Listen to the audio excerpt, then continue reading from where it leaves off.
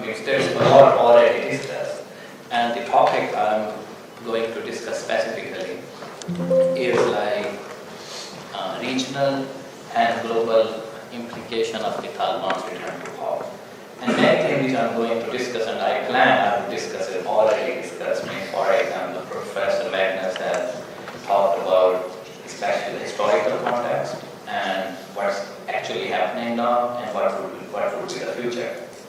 And also Ms. Fozia and also Mr. Siraj, so they already discussed many things. So I'm also going to recap them. And some important issues I want to highlight. Basically, I'm like the political economist, so Afghanistan is very important for me, not only to understand, but also how it can affect the situation in Afghanistan, can affect the region, South Asia, and also the global world. Like, the first thing, the three important issues I want to highlight. First is that, so the ideological effect Taliban rule is creating all over the world. The first most important thing is that because the religious extremist groups all over the world, they feel like, okay, this is the way they can gain the power.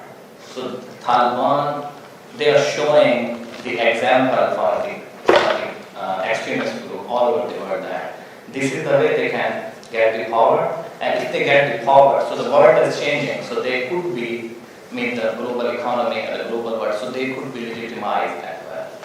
So normalization is becoming the norm. And not only we observe in Afghanistan, we are also observing, for example, the Syria. So the ruler of Syria was like the you can say, Al-Qaeda fighter. And now they are also, the Syrian government is also becoming normalized. And we are also afraid that as a political economist, I'm afraid, and also at the tone of PRISA, we're expecting that this normalization will not only stop in Afghanistan and Syria, that can go to the Africa as well, that can go to the Pakistan as well. For example, Tehrik-e-Taliban means they could also take example from it. And if, for example, Tehrik-e-Taliban Pakistan, if they are getting power, legitimacy, and the resources from Afghanistan, the manpower from Afghanistan, so they could badly affect Pakistan.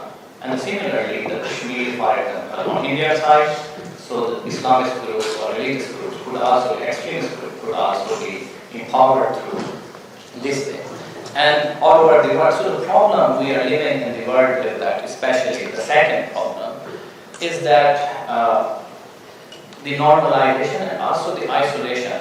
So the geopolitics is shifting, and many countries, especially Mr. Siraj and Ms. Fodi also talked about, like, global north is going to accept them, and they are becoming like friends to them, and the red carpet kind of diplomacy is also getting popular, not only in global north, but for example, another kind of Russia and China, the global power. So they are also making more and more better relation with the Taliban. So in that way, that normalization and the kind of the isolationist policy, like the national policies must pursue their own interest, the country interest, that way it's not working. So we are not living in the world like 18th century and 19th century. So this time is different. If some people or the country and the ruler, they feel like if the policies would only, they can work with isolationist policy like the Trump doctrine is, that's not going to work, and that would affect badly the overall security situation in the world. And the second thing is that it's humanitarian and security crisis. And Mr. Siraj already means end of that. If the Taliban are going to take more and more power, they are getting more legitimized internationally as well. And the global society, they are also going to accept them. So that will create more and more security crisis all over the world. So that need to be understood.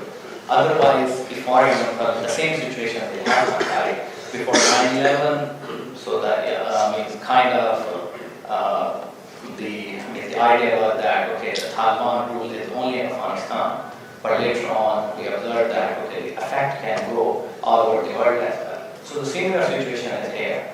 If some countries or the powerful countries in the world, if they feel like this is only Afghanistan issue, so they are totally wrong.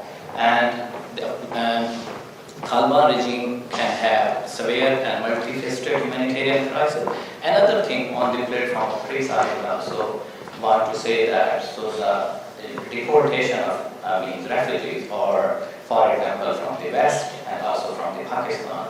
So the people, the families, they migrated there, and means forced means deportation is against their not only human rights, it's also going to create very bad situation globally. So the people who are not happy with the Taliban government, they have all the rights to migrate from there, and wherever they go, they must be treated respectfully. And if this is not going to happen, it's on the other way, and it's kind of helping the Taliban government and kind of forcing them to go there and live in the society which is not good for human rights. And these policies expose vulnerable Afghans to persecution and human rights violation. The second, the most important thing is that, so this way means the other countries, for example, the countries in the global south, so they should also work with the, for example, all those organizations who are working for the rights of Afghanis here in UK and the Europe and other regions as well. So they should also support. Because, for example, now Afghanis are facing this issue, this situation. So in future there would be other migrant groups as well. So the migration is kind of all the migrant groups should support each other. And if they will not support each other, so that would also be not nice. So the last thing which I'm going to talk about, which is, as a political economist, we believe the democracy is contagious. So if one country has autocracy and very bad level of autocracy, that autocracy also affects the political regime in the neighboring countries and all over the world. If Talibans are getting powerful and their legitimacy is being accepted, so that would badly affect the democratic movements or the projects all over the world as well. So the Taliban's autocratic states offer a dangerous anti-democratic blueprint, and international engagement with this regime also sends a troubling message. And it suggests that human rights are not a prerequisite for international acceptance, and the risk for the dangerous domino effect. So it's like more failed states and retreat from democratic values. So that's the third thing, the danger we feel globally is that so the democracy will undermine. And so this is the gender apartheid. We already talked about it, and I'm going to conclude because we have limited time, and I wanted to highlight 3 more important things, and I will not take more time. And the Jane will not only conclude this event, also take question and answer session. Thank you.